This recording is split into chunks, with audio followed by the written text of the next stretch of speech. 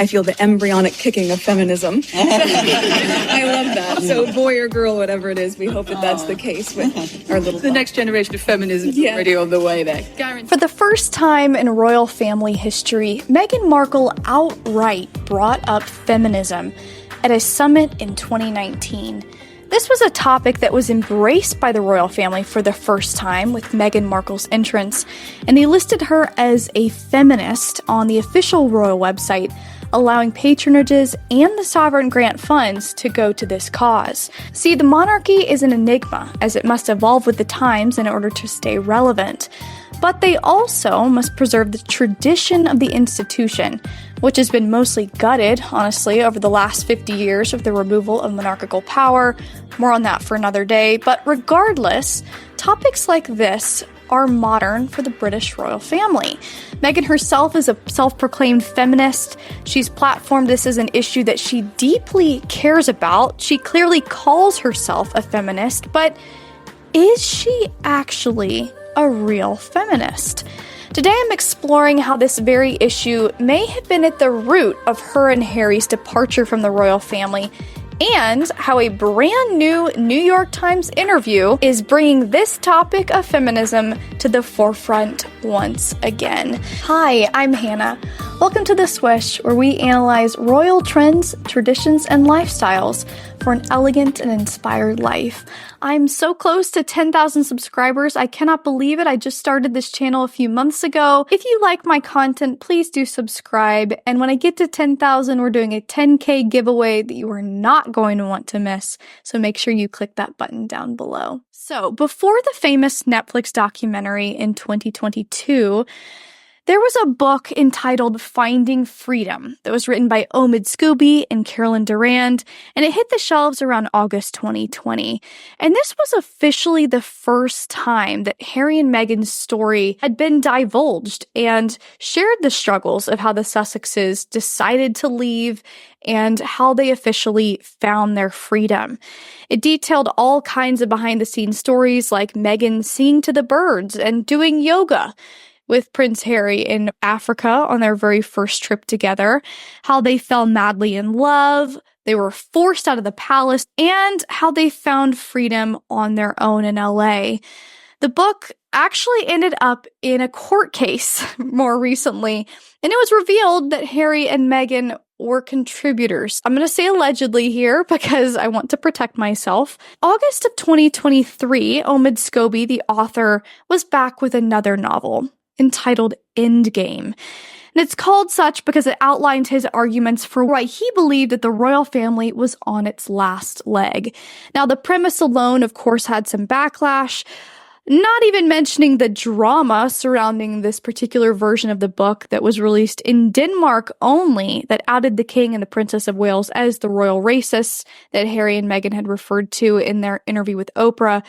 But it was his characterization of Princess Catherine that had a lot of people frustrated. He categorized her as a Stepford wife. And unfortunately, this is a common argument from those that don't like the Princess of Wales. They don't like how she often chooses her children over her job, how she is more modest, how she cares for her family above all else, like the most recent Earthshot Prize, where she opted to stay home and support Prince George during his finals, instead of flying halfway across the world for a red carpet. Like the royal family, Princess Catherine is an enigma. She embodies both modernity and an old-timey approach of glamour. She has paved a path and a name for herself that's totally all her own, but she still takes her husband's title. She loves to cook. She loves to be home. She loves to be a mother above all else. She dresses modestly. She goes to church. She's seemingly never put a foot wrong. She strives to do her duties well, and she's a total inspiration to millions and millions of women worldwide who seek to emulate her. And yet, this type of woman is what Meghan Markle has spoken out against, saying that she never wants to be a lady who lunches, but a woman who works, as if being a wife and a mother isn't work enough. And here lies Meghan's mistake.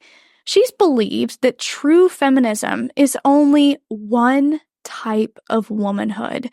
But is she herself even a feminist? First, I want to introduce you to the incredible, unrivaled glamour of AnaLucia Beltran Diamonds. I'm wearing one today. Look how beautiful this piece is, this cross necklace. You can click the link below to purchase this exact beautiful diamond piece. I also have a sweet little heart from her, a heart bracelet, and these sweet little earrings. She does an amazing job. And these diamonds are indistinguishable from natural diamonds. No, they're not cubic zirconia. It's a totally different and much higher molecular structure, identical to real diamonds. They're ethically sourced, they're eco-friendly, and best I think of all, they are affordably priced. It's a modern twist on classic luxury. Why miss out on this dazzling opportunity to get your own crown jewels, as I'm going to call them, and get something that really embodies both tradition and innovation, which we're talking a lot about today. 20% off of diamonds with code SWISH20. She was featured in King Charles III's coronation book. Look how amazing these pictures are. I highly recommend you guys check out this book, by the way. And guess who's featured here? Y'all, it's AnaLucia.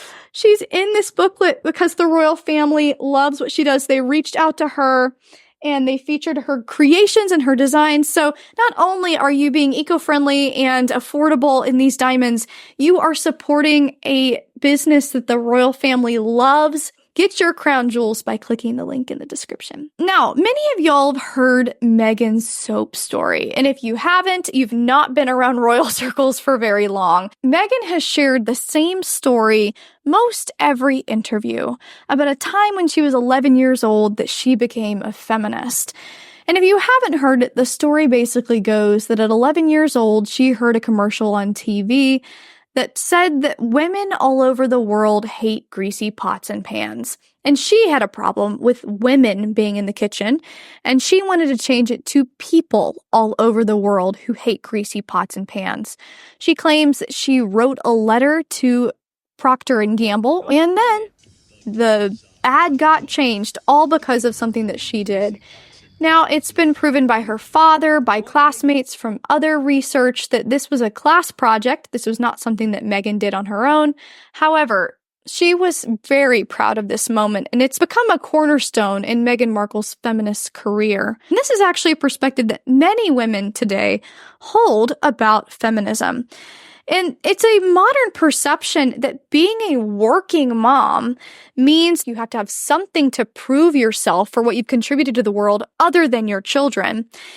Meghan really only supports women and women-led businesses through her investments. Now, she talked a bit about this in her New York Times article where she says that she's been Googling a lot, and that's how she finds women-owned businesses to invest in. Well, I'm glad she learned how to Google. At one point, she said she's never done that. She couldn't even Google the national anthem when she first joined the royal family. But regardless, she loves to research and support women-led businesses, both through her PR shoutouts at Archewell and through her investments, as she's outlined in her recent interview. And she really likes women who run businesses and are going against the traditional norm.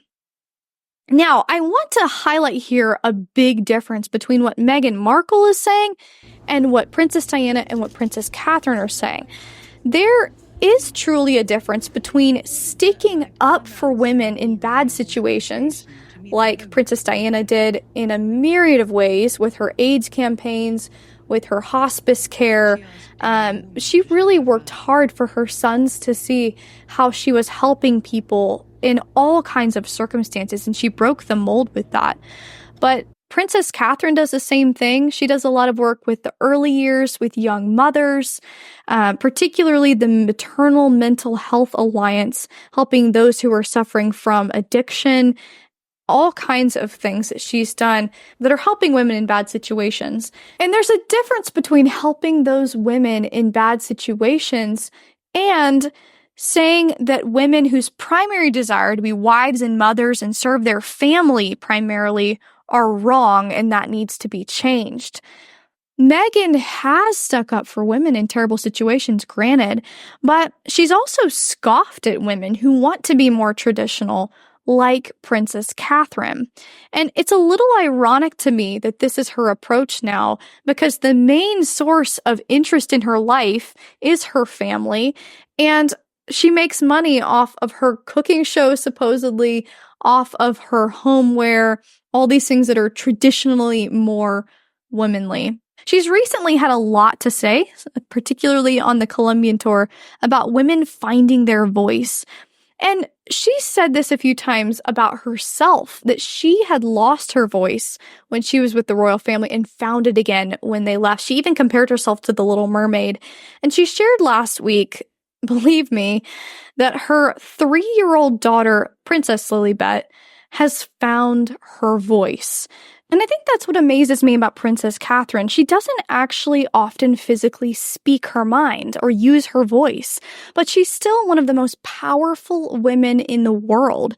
She leads fans of millions, and that's frankly the power of elegance, using more than just confrontation or combative language or speaking loudly to get your point across and letting everyone know that you're there. Confidence is a key here. But there are lots of ways to be confident, and I don't think that this is something that Meghan is aware of. She also frequently talks about the importance of women getting into power to be an example for younger women. But I think this, too, she misunderstands and undercuts real women and real feminism. She simply wants to often install women in power. She often references Rwanda as an example of this, but she's not factoring in the fact that Rwanda had a horrible genocide in the 90s, and their only option was to bring women into power. You don't get to see the real example of the hard work that it takes to get there. That hard-fought work, that merit of getting there, that is so much more admirable. And it's a really interesting comment coming from Meghan, because who in the world would know who she is, except for maybe Suits fans, if it wasn't for her marriage to a really high influence and traditional family? She has actually revealed in the interview this week that she finally understands her power. And she said, believe me, quote, "There's one of the most powerful things that I'm able to do, and that's simply wearing, like, an earring." Okay, more power to you, girl. If the most powerful thing you can do is wear an earring, that seems very anti-feminist. If Meghan wants to keep calling herself a feminist, she's really going to have to recognize all the different routes that women can take and appreciate them for the hard work that they take to get there and give them opportunities off of what they deserve, like Princess Catherine did. She deserves more than anyone to be in the role that she's in. She's worked hard, she's been mocked for years, and she's come out on top, a shining beacon of light. Princess Catherine is beloved for her embrace of family. There's an amazing recent article that dove into this and how she sets an example for women worldwide. She doesn't have to use her voice or be combative to make a point or be narcissistic at all. Her strength lies elsewhere. Rooted in her duty and her family, she's establishing herself off of her own merit and hard work, not simply because she's a woman. As interested as I am in the royal family, studying the difference between Meghan and Catherine's approaches to feminism fascinates me. And I really think it's emblematic for a lot of the conversations that we're having worldwide right now about what feminism is. So I'd love to know from you, where else do you feel that Meghan misunderstands feminism? Please let me know in the comments below. I'd love to hear your thoughts on this topic. It's of course a very important and very deep topic. Make sure to comment below what you think about that, and also add a crown jewel to your collection. AnaLucia Diamonds does an amazing job here. This amazing packaging. Please go check her out. Code SWISH20, which she's been so generous to give you 20% off of diamonds. It's the only place you can get that code for 20% off. I did another video about Meghan Markle and feminism. I'd love to have you watch it and hear your thoughts on that. Just click below. I'll see you next time.